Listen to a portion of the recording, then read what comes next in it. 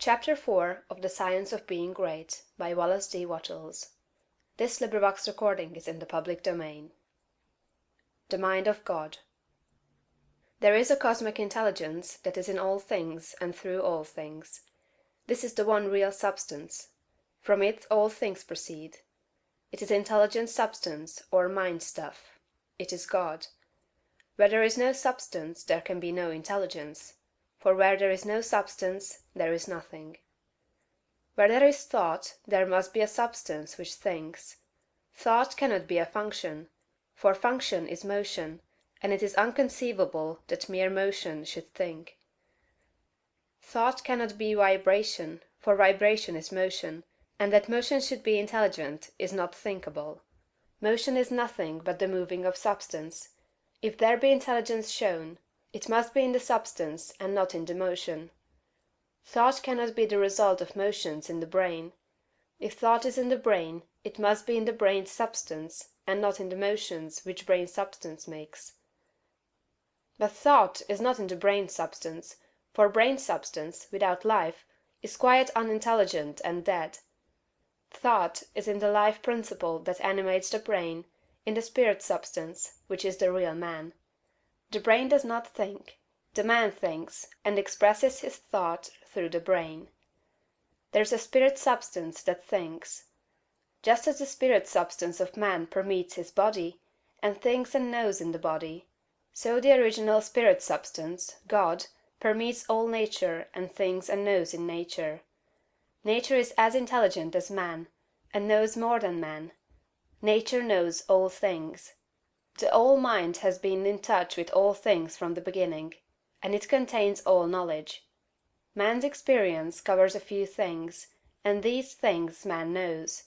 But God's experience covers all the things that have happened since the creation, from the wreck of a planet or the passing of a comet to the fall of a sparrow. All that is and all that has been are present in the intelligence that is wrapped about us, and enfolds us and presses upon us from every side. All the encyclopedias men have written are but trivial affairs compared to the vast knowledge held by the mind in which men live, move, and have their being. The truths men perceive by inspiration are thoughts held in this mind. If they were not thoughts, man could not perceive them, for they would have no existence, and they could not exist as thoughts unless there is a mind for them to exist in, and the mind can be nothing else than a substance which thinks. Man is thinking substance, a portion of the cosmic substance. But man is limited, while the cosmic intelligence from which he sprang, which Jesus calls the Father, is unlimited.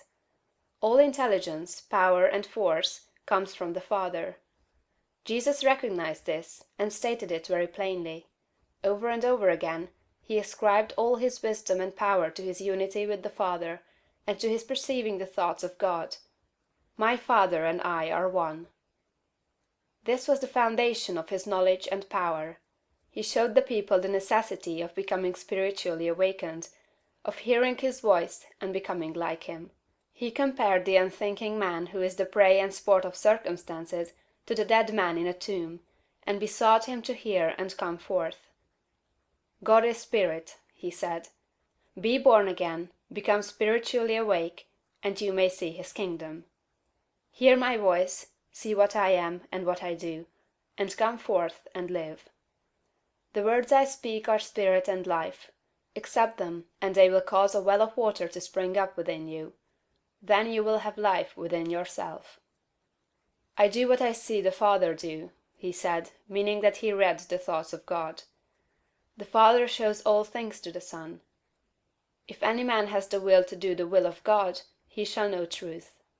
My teaching is not my own, but his that sent me. You shall know the truth, and the truth shall make you free. The Spirit shall guide you into all truth. We are immersed in mind, and that mind contains all knowledge and all truth. It is seeking to give us this knowledge, for our Father delights to give good gifts to his children. The prophets and seers and great men and women, past and present, were made great by what they received from God, not by what they were taught by man. This limitless reservoir of wisdom and power is open to you. You can draw upon it as you will, according to your needs. You can make yourself what you desire to be. You can do what you wish to do. You can have what you want. To accomplish this, you must learn to become one with the Father, so that you may perceive truth. So that you may have wisdom, and know the right ends to seek and the right means to use to attain those ends, and so that you may secure power and ability to use the means. In closing this chapter, resolve that you will now lay aside all else, and concentrate upon the attainment of conscious unity with God. Oh, when I am safe in my sylvan home, I tread on the pride of Greece and Rome, and when I am stretched beneath the pines, where the evening star so wholly shines, I laugh at the lore and pride of man, at the sophist schools and the learned clan, for what are they in all their high conceit, when man in the bush with God may meet? End of chapter 4.